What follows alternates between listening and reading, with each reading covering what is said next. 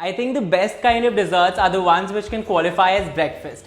I'm super excited today because I'm sharing one such recipe. We are making a chocolate crepe cake with a honey cream filling. It's absolutely delicious and perfect for a Sunday morning. Let's get started.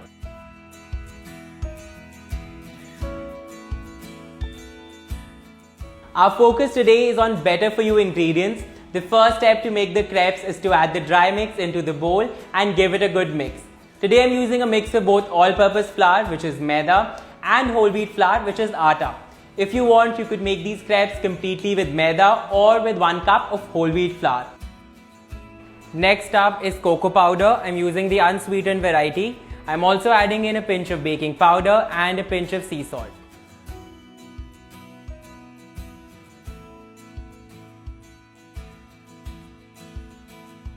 My dry ingredients are nicely combined. Now I'll make a well in the center and add in the milk, water and the olive oil. The trick here is to keep whisking while you add your wet ingredients in so that your batter doesn't form any lumps.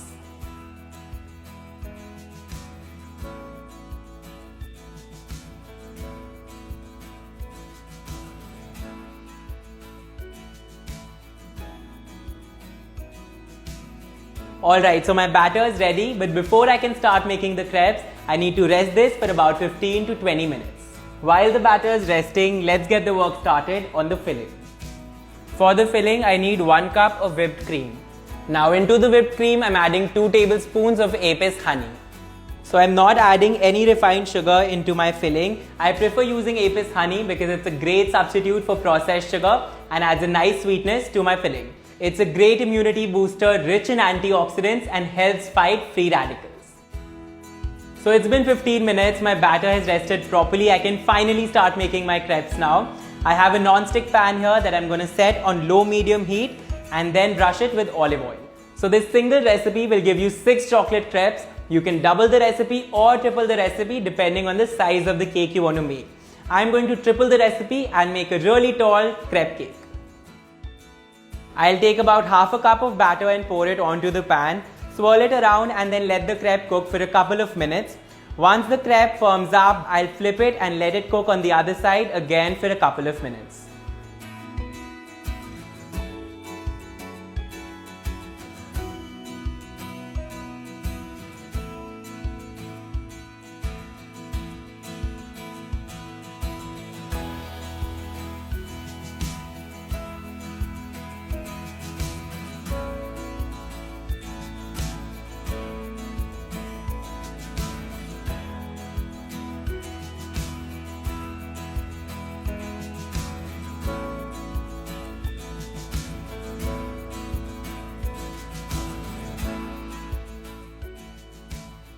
To give my crepe cake an even look, I'll trim the edges and make sure all the crepes are exactly the same size.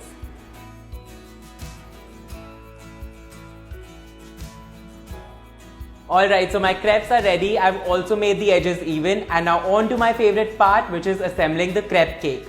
Since I've not added any sugar or sweetener into my crepe batter, I'll be brushing each crepe with a honey syrup that I'll make by combining warm water and honey.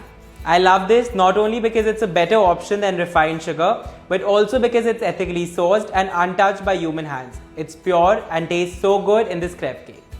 To assemble, I'll put the crepe onto the cake stand, brush it with the honey syrup, layer it with the honey cream filling, place another crepe on top and then repeat the process.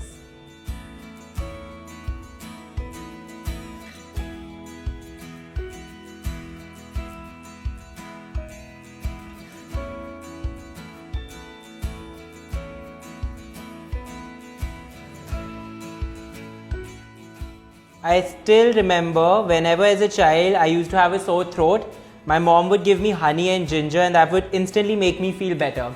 So that memory has stayed on with me till today and keeps reminding me of the medicinal benefits of honey. I am decorating my crepe cake with fresh berries, but you could use any fruit of your own choice.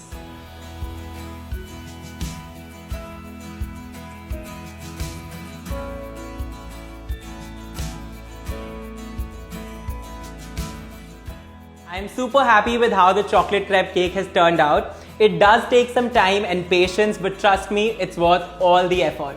So I hope you guys enjoyed watching this recipe. This was my version of a good for you kind of a dessert with Apis Himalaya honey. You guys too should share your ideas and recipes with me using the hashtag when I think healthy. I'll see you guys another time with another recipe. Until then, happy baking and take care.